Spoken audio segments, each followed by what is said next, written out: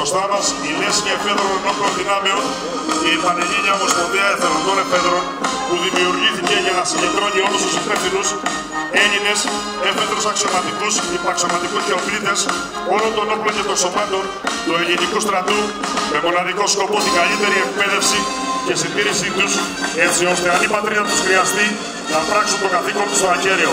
Χειροκροτήστε τους.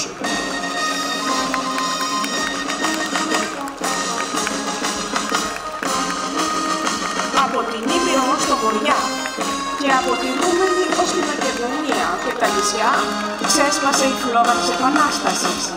Ήταν το ξέσπασμα ενός βασανισμένου και ταπεινωμένου λαού. Τώρα διαφορματώνεται, γίνεται ασυμβίβαστος αγωνιστής και επαναστατεί απέναντι σε έναν εχθρό που είχε τα πάντα: στρατό, στόλο, χρήματα και τη δομιμότητα του κυρίαρχου.